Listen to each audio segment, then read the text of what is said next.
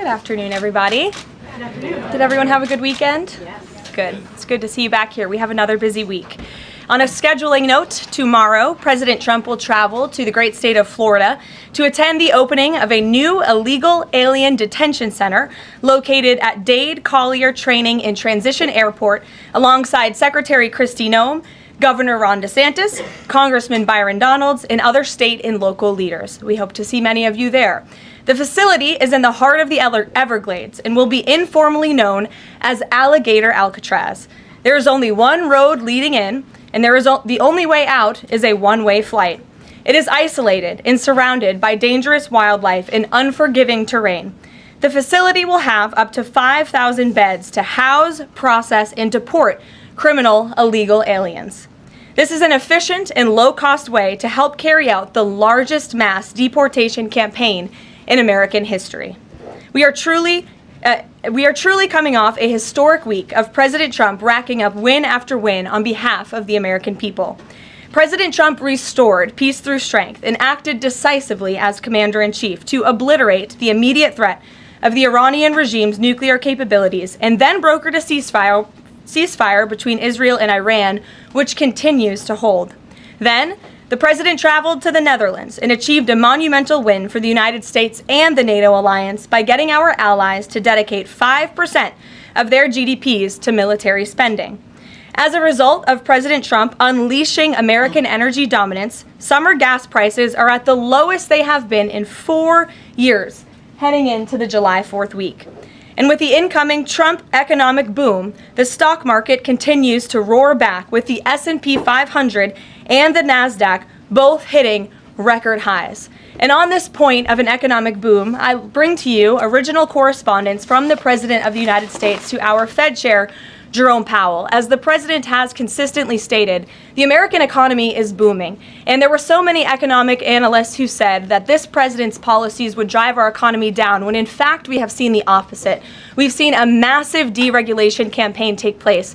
We've seen inflation completely diminished from where it was under the reckless spending and the bad policies of the previous incompetent administration. I would remind the Fed chair, and I would remind the entire world, that this is a president who was a businessman first, and he knows what he is doing. He has a proven economic formula that worked in his first term as president, and it is working again. The one problem that remains is high interest rates for the American people. The American people want to borrow money cheaply, and they should be able to do that. But unfortunately, we have interest rates that are still too high. So the president sent this note to the Fed chair today. And if you look at this chart, this is a chart of all of the interest rates of many countries throughout the world. At the top is Switzerland. They're only paying a quarter for interest rates. Cambodia, Japan, Denmark, Thailand, Botswana, Barbados, Taiwan, Bulgaria, Cuba, Sweden, Morocco, Cabo Verde, South Korea, Algeria, Canada, Albania, Libya, Malaysia, China, New Zealand, Trinidad and Tobago, Czechia, Bolivia, Australia, Costa Rica, the Bahamas, Kuwait, Papua New Guinea, Bosnia, United Kingdom, and the UAE are all paying lower interest rates than the United States of America, which has one of the hottest and strongest economies in the world. The president sent this note to the Fed chair. It says, Jerome, you are as usual too late. You have cost the USA a fortune and continue to do so. You should lower the rate by a lot. Hundreds of billions of dollars are being lost, and there is no inflation. And the president is right. There is historically low inflation thanks to his policies. And we will continue to drive down the cost of living in this country for Americans. We will continue to deregulate. And it's also incredibly important that we pass this one big beautiful bill, which is the largest tax cuts in American history.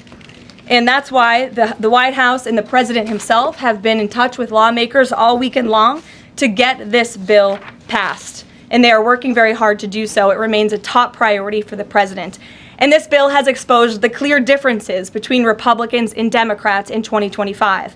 The Democrats are doubling down on craziness and radical policies that are undermining the very fabric of our country. Just look at the Democrat nominee for New York City Mayor, Zohran Mamdani.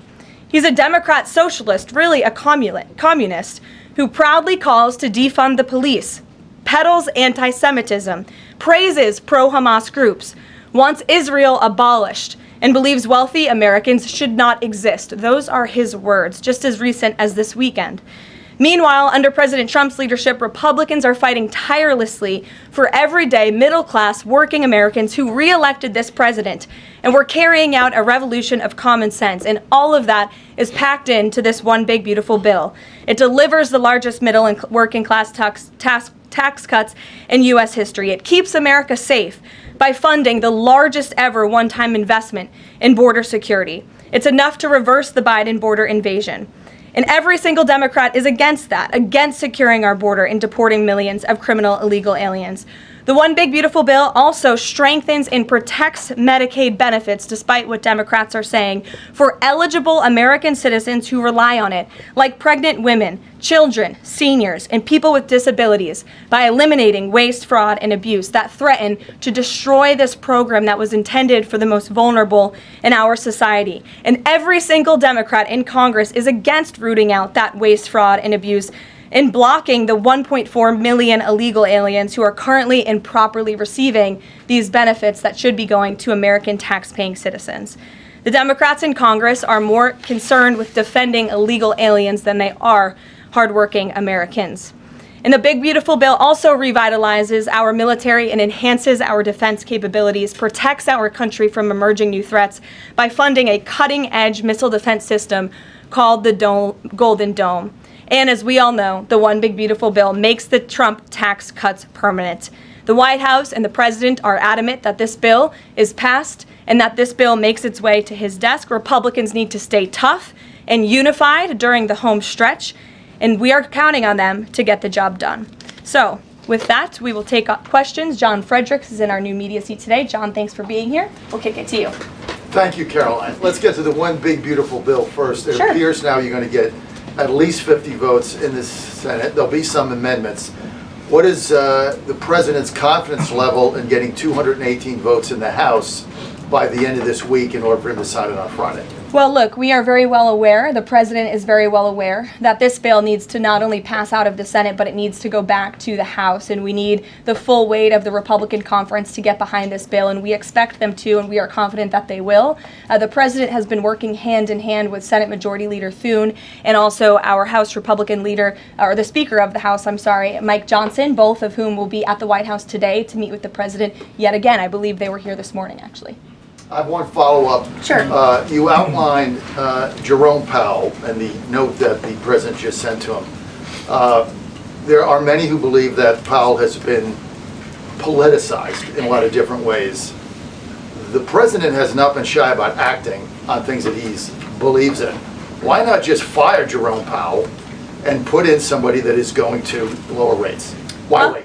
Well, it's a good question, and one you can ask the president, because that's a decision for him to make. But you're right to point out the politicization of the Fed, and it's very unfortunate for our country. But Jerome Powell cut rates numerous times ahead of the election when Joe Biden was in this Oval Office, but now he refuses to, and the economy is in a much better place. So there really isn't a good explanation for that, and the president is rightfully calling attention to it. Thank you. Kelly.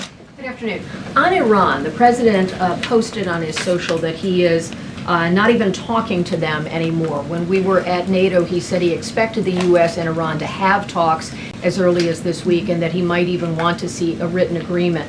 What is the update now if he's saying he's not even talking? So as I told you from the podium last week, I said the administration, and namely our special envoy Steve Witkoff, has been in communication both directly and indirectly with the Iranians. That communication continues. The president himself has not talked to Iran, which he pointed out in his truth statement. Peter. Thank you, Caroline. Does President Trump want Zohran Mamdani deported?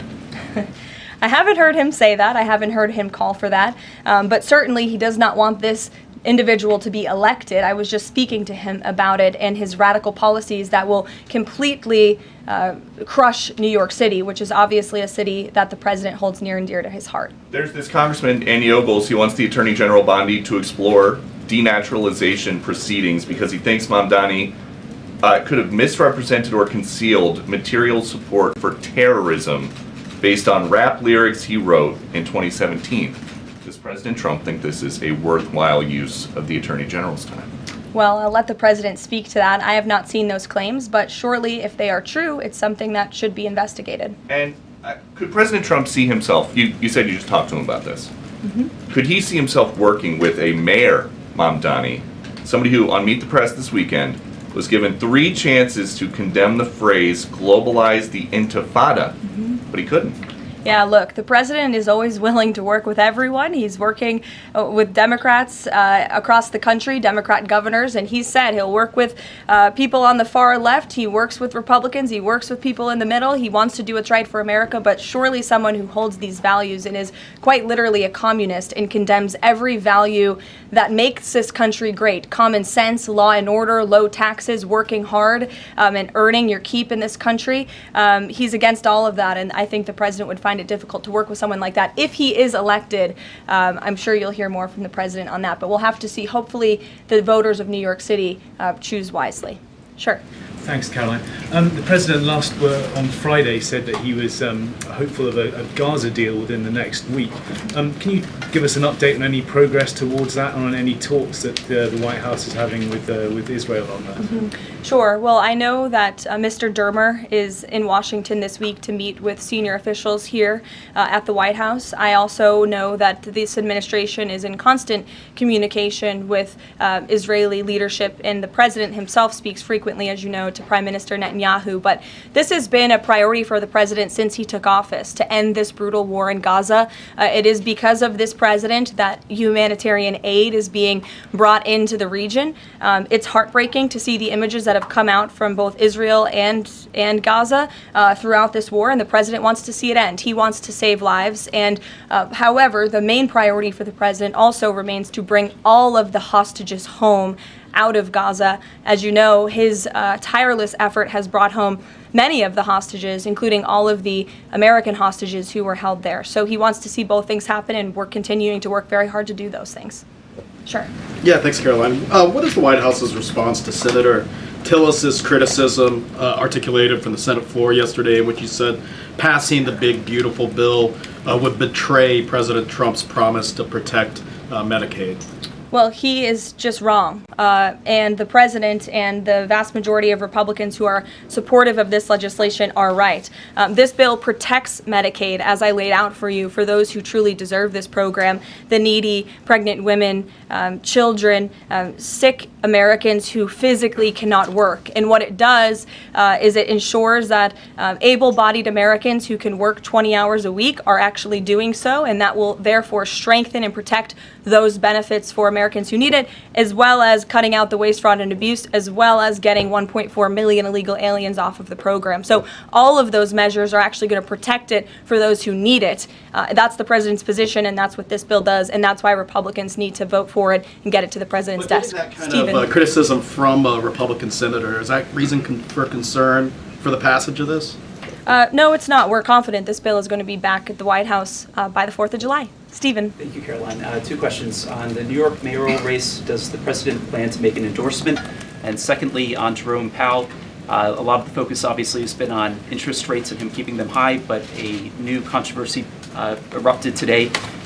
My colleague first reported that he's facing Chairman Jerome Powell is facing accusations of lying to Congress, which is a potential crime, about luxurious details of the Fed's $2.5 billion renovation project. Senator Loomis has called attention to this. Some experts want him to be investigated. Does the White House want these allegations investigated and, if found substantiated, punished? I'll have to take a look at those allegations, and I will raise them to the president's attention and let him speak on them himself. To your first question regarding the mayoral race, the president was asked that yesterday by Maria Bartiromo. He refused to give an endorsement, so you won't get one from me at this podium unless he wants me to do that. Philip, go ahead. Oh, Sure. And then I can go to you. cool. Thanks. Thank you. The president said that he's working on a temporary pause for immigration enforcement in certain industries. I'm wondering what you can tell us about how he's determining which industries are deserving of a pass. He mentioned farmers, but what about, say, construction workers? I mean, shouldn't there just be one standard here? I don't have any more details to read out for you, but what I can tell you is that the White House is working closely every day with the Department of Agriculture as well as the Department of Homeland Security when it comes to workforce enforcement, work site enforcement, and the president's focus and the focus of this administration is, of course, to remove public safety threats from the streets and to deport as many of the illegal criminals, especially the violent criminals that we know are still here because of the previous administration. So that's the main priority and the goal. And then the president has already made cuts to the office of the Director of National Intelligence, but now Senator Tom Cotton has put forward a bill that would cut the office by another 60%.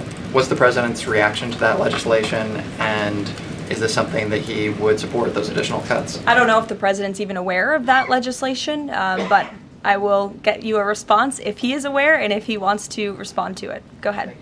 Thanks, Caroline. You mentioned the dangerous wildlife at the alligator Alcatraz. Is that a design feature? Why is the president going with this mega bill in such a precarious position in the Senate? And then also, can you talk about the CBO estimate that it would add about 11 million uninsured? Well, look, when you have illegal murderers and rapists and heinous criminals in a detention facility surrounded by alligators, yes, I do think that's a deterrent for them to try to escape. We do know that some of these illegal criminals have escaped from other detention facilities, like one in New Jersey, which I know was recently reported on. So, of course, we want to keep the American people safe, and we want to remove these public safety threats from our streets, and we want to effectively detain them as best as we can. As for why the president is going, I think his trip to this detention facility actually underscores the need to pass the One Big Beautiful Bill, because we need more detention facilities across the country. The last administration let in nearly 20 million illegal people from all over the world, and this administration is focused on arresting and detaining them. But in comparison to that 20 million illegal criminal population in our country, we only have 7,000 ICE agents in the interior who are doing this very important work. And so we obviously need more personnel, we need more resources, and that's why we need to pass the One Big Beautiful Bill. On the CBOs. Go ahead. Yes, in the pink. Oh, thank you. Thank you. You're welcome. Can you please share some details of China trade deal? Has the U.S. agreed to ease some export, technology export restrictions? Sure. Well, the final language that was agreed upon in both Geneva and in London was signed just past week. We can get you that final text of the agreement.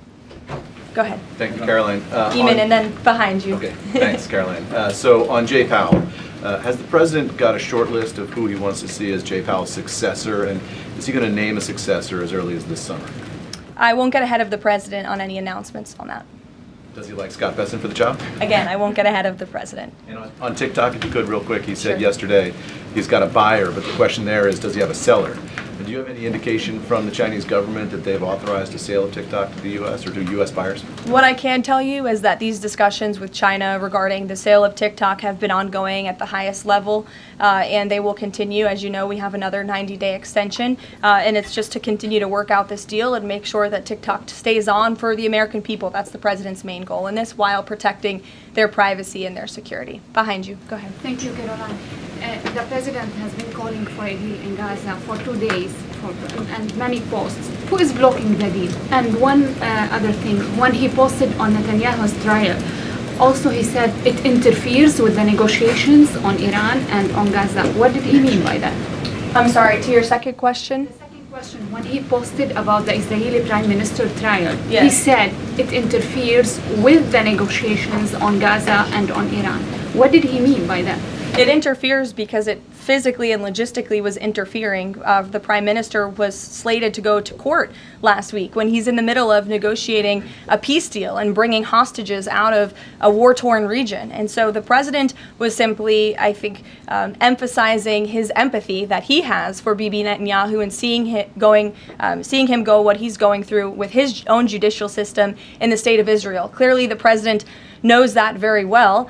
He, too, was a victim of a judicial system that was trying to put him in jail. As you all know, you all covered it, but President Trump prevailed. That's why he's back in the Oval Office, and he believes that Bibi Netanyahu is a great leader for the people of Israel. The president just worked with him closely to end that 12-day war and to obliterate Iran's nuclear facility, to take out that imminent threat, not just to the state of Israel, but also to the United States of America and the rest of the world. And he believes that Prime Minister Netanyahu should be praised for that.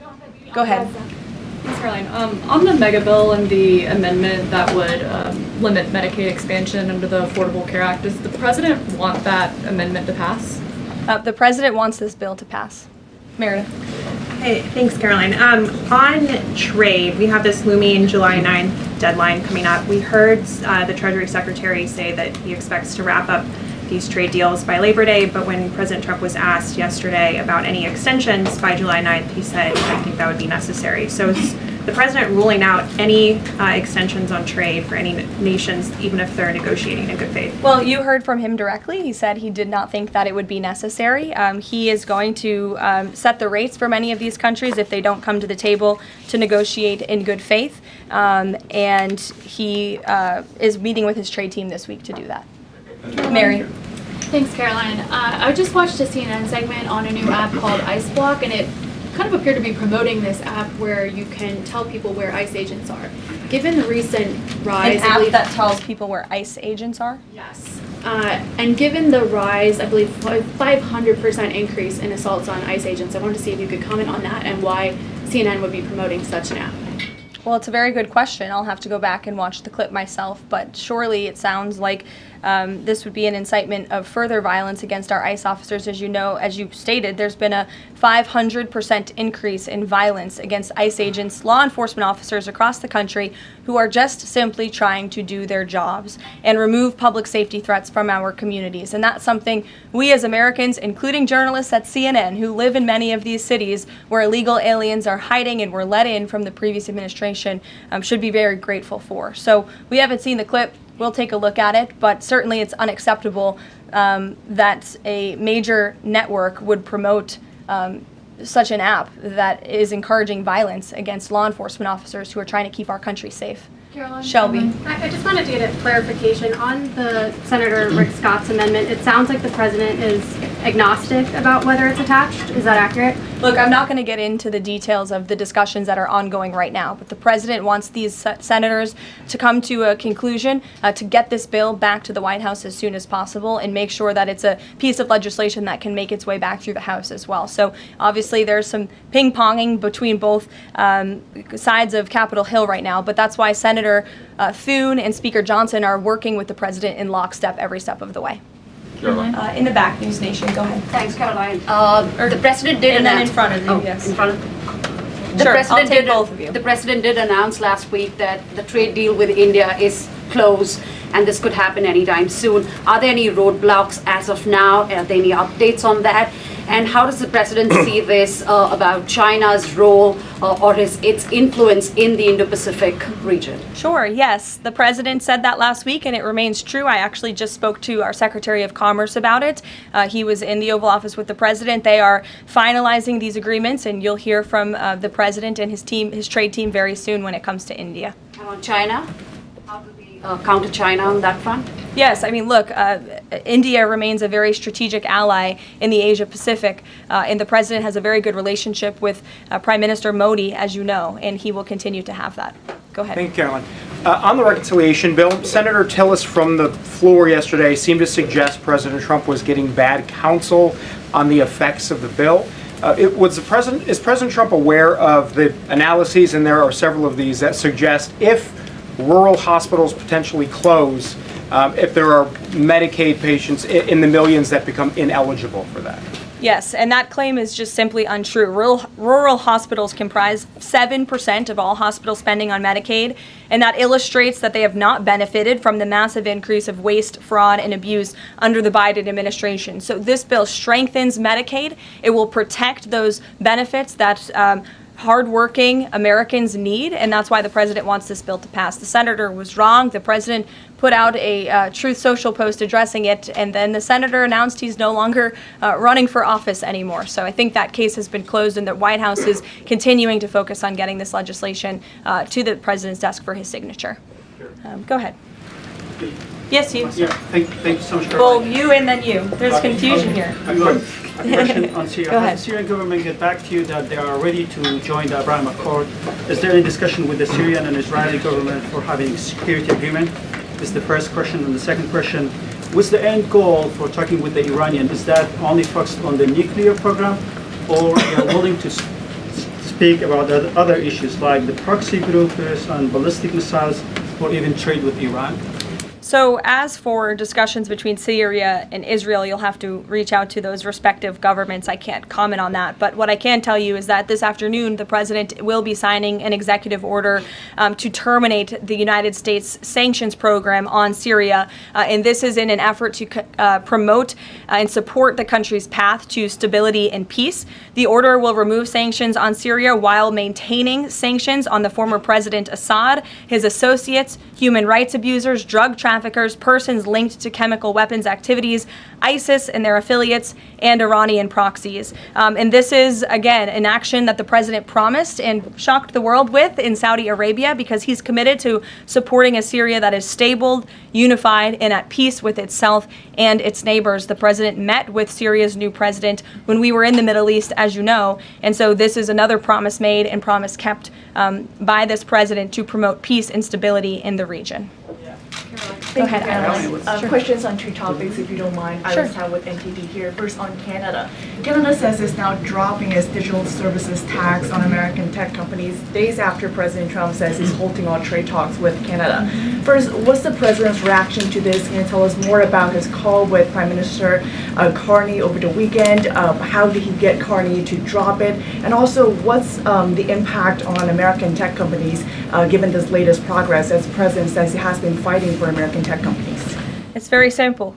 Prime Minister Carney in Canada caved to President Trump in the United States of America. And President Trump knows how to negotiate, and he knows that he is governing the best country and the best economy in this world, on this planet. And every country on the planet needs to have good trade relationships with the United States. And it was a mistake for Canada to vow to implement that tax. That would have hurt our tech companies here in the United States. The president made his position quite clear to the Prime Minister, and the Prime Minister called the president last night to let the president know that he would be dropping that tax, which is a big victory for our tech companies and our American workers here at home. And on Harvard, if you don't mind, the administration today formally accused Harvard of violating civil rights laws by not doing enough to fight anti-Semitism. We know that the president has talked to us before about Harvard potentially having a deal with the administration in the coming days. Do you have an updated timeline for that? How's the negotiations going? And is more pressure needed for Harvard to take fighting anti-Semitism seriously? Well, there was quite a direct letter that was sent to Harvard this morning, as you know. The negotiations are taking place behind closed doors, so I won't comment on that. But what I will share with all of you, for those who haven't seen it, is the context of this letter, because I think it's very important. And this comes from the Department of Health and Human Services, which concluded after a thorough investigation that Harvard University is in a violent violation of Title VI of the Civil Rights Act, which prohibits discrimination on the basis of race, color, and national origin.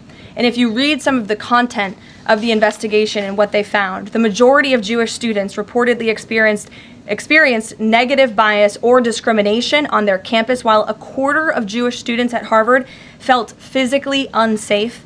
Jewish and Israeli students were assaulted and spit on. They hid their kippahs for fear of being harassed and concealed their Jewish identity from classmates for fear of ostracization. Images were widely circulated amongst the Harvard community that trafficked in obvious anti-Semitic tropes, including one that showed a dollar sign inside of a Star of David, and the campus was vandalized with anti-Semitic stickers, including one that showed the Israeli flag with a swastika. The Harvard campus was racked by demonstrations, as you all know, violent protests that violated the university's rules of conduct. The demonstrations called for genocide and murder, denied Jewish and Israeli students access to campus spaces. These are all facts that Harvard cannot dispute, and that's why the administration has found them in violation of Title VI and has threatened to withhold their federal funding, because if you break federal law, you should not be receiving federal tax dollars. And so I rest my case on Harvard. Andrea. Yeah, so President Macron of France earlier today said that tariffs levied by powerful countries are often a form of blackmail, and criticized the sort of process that's underway. He didn't mention the United States specifically, but said that these tariffs are really hurting developing countries. So there's this big UN conference going on. What do you say to that? What is the president, was he aware of that comment, and did he have any response? I think the president and the White House would certainly reject that characterization by Prime Minister Macron. Tariffs are an effective use of presidential power to bring back the middle class, to bring back our manufacturing industry, which was the backbone of our American economy and has been hollowed out by globalist politicians who have caved to foreign countries instead of doing what's right for American workers. That's why the president is effectively utilizing his authority to wage tariffs and to utilize tariffs, and continues to be in discussions and negotiations on trade to do what's right for America. And Europe and the rest of the world might not be used to that, but President Trump is back in town, and he's going to do what's right for our people and our country. Can I just follow up on Netanyahu? So there's a report in Israeli media that the Prime Minister will actually be here, that Netanyahu will be here today meeting with the President. Can you confirm that? I don't believe Prime Minister Netanyahu is here today. I think you guys would know about that by now. Unless there's something going on I don't know about, but I don't believe he is. I do know he has expressed interest in coming to Washington and meeting with the President, and we are working on a date for that. I do not believe it is today, but that would be fun. You never know in this White House, let's be honest. Go ahead. Thanks, Carolyn. Does the President support this new measure in the big, beautiful bill that would impose steep new taxes on new wind and solar projects? I believe you're referring to the credits for wind and solar projects. And we're talking about the new tax. There's a new tax that it's estimated would add 10 to 20% to the cost of any new wind and solar projects that start after this year. Again, I don't want to comment on the specifics of provisions, but I'm sure the President will speak on that directly. Again, this is an ongoing process. The President continues to be very much engaged with the leadership in both the Senate and the House to get this bill back to his desk. Did the President ask for that provision? Because the National Building Trades Union is saying that it's the equivalent of terminating more than 1,000 Keystone XL pipeline projects. Is that something that would concern him? Well, the President spoke on this yesterday in his interview, and he said he understands that legislators want to protect jobs in their communities and in their districts. And so he understands why some of them are against this provision, but he also understands why people want the provision. So again, this is an ongoing deliberation and discussion, and the President is engaged in this very much. Go ahead. Thanks, Caroline. We've been hearing from White House officials for weeks that you're close on trade deals with a number of countries. Can we get any update on which countries will have deals by the 9th and when there may be any announcements? I'll let the President and the trade team speak on it. Can you respond to the CBO estimate that the Senate bill would increase the deficit by nearly $3.3 trillion? This is one of the most fiscally conservative pieces of legislation that has ever made its way through Capitol Hill. There's $2 trillion in mandatory savings in this bill, and not only that, the projected growth that this bill will bring to our economy. It will be an economic boom. The Council of Economic Advisors has an analysis that shows that the bill will generate $4.1 trillion in economic growth, and it will cut taxes, putting more money back into the American people's pockets. That's why this president wants this bill to pass, and I know he's busy working the phones and doing what he needs to do today to make it happen. So we'll see you all later. Thank you. We'll see you in Florida tomorrow. Thank you.